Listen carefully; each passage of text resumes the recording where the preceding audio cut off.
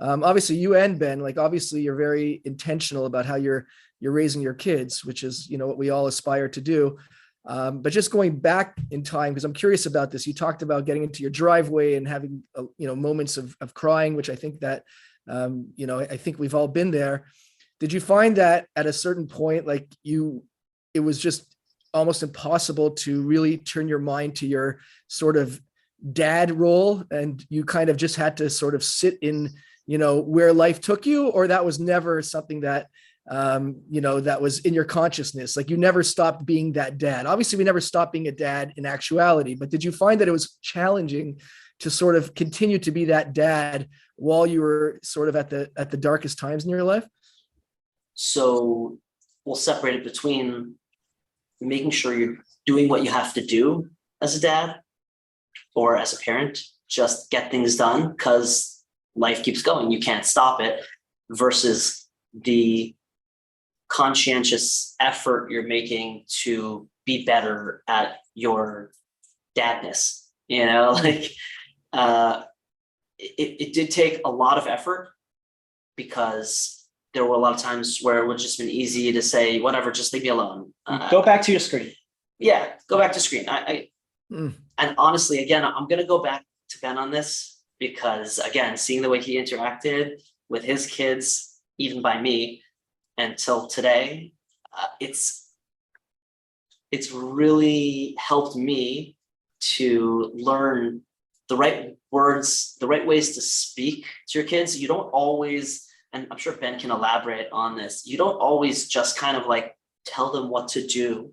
You speak to them in a way that gives them the ability to say, oh, I realized now what I need to do because of what my father told me to do, or asked of me, or mentioned, right? Like you don't just say, do your homework, but you can say, oh, what happened in school, or how, what did you do today? And from there, it hopefully leads to the kids understanding, oh, right, I need to go back to what I did in school. I had homework, right? So you don't always just tell them what to do. That's one of the things that I really learned from Ben. So yeah, it takes effort. It definitely takes thought.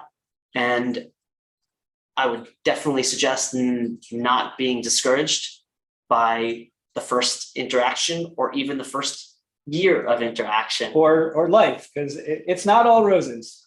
Again, it's definitely not all roses. We know that it wasn't all roses when we were married either. But now you're taking it on yourself. And so I think everyone needs to take that time, give yourself a good few months to just sit and think every night, or whenever you have some free time, stop, turn everything off and say, okay, like, what's this next idea? What's this next way I can lift my kids up and make sure that they're, just helping themselves? I'm not just saying you need to be like the best, most inspirational person in the world. You just need to get them through, because now we're going to like the way it starts, right?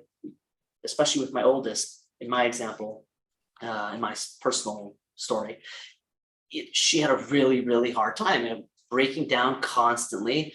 When are you going to get back together? Are you going to get back together? Why are you separated? What happened? What did I do? Was it my fault? And so you're now not just in a regular dad role, you're in a mini psychologist role. And you need to be able to understand, wait, what is it that they're telling me? Like my daughter was telling me that she was the cause of our divorce. And we told you 100 times already, right? So I could right away go to my, don't even think about that. I already told you 1,000,000 times. Like, that it's not your fault. I told you it. And then you get upset and you get annoyed and you get frustrated.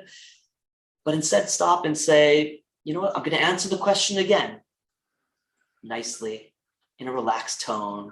I'm going to make sure that she just understands again. And I'll tell her 1,000,000 times till today. If she asks, it's very rare. But if there's a question about it, and now my little one kind of is, growing up and sort of mirroring that as she gets older, And it's the same thing. It's never, I told you already, leave me alone. No, it's, we spoke about these changes. You remember that we talked about that, what happened between mommy and daddy, and how we feel and why we're in a better place now. And this isn't something that is about you and your sister. This is something that's about me and your mother. And we dealt with it in the way we felt made the most sense, because when we're happier, you're going to be happier. I know you're not happy in, living with the fact that you have to be sleeping in this bed and that bed, a few times a week here, a few times a week there. But at least from the perspective of living the rest of your life, if your parents are happy, even separated, then you're able to give your children the best experience in life. You're able to help them grow and self-esteem, self-confidence, and all that. So that's where I think the focus should really be when you're probably not the moment got divorced, right? You get divorced, you're gonna be in your feelings. It's You're gonna be in process. your own. Yeah, it's your process. But give yourself during that process time to think about now how I'm also gonna help my kids get through the breakup that they had and that they went through. So yeah, don't get too frustrated with losing it a few times. It happens to all of us.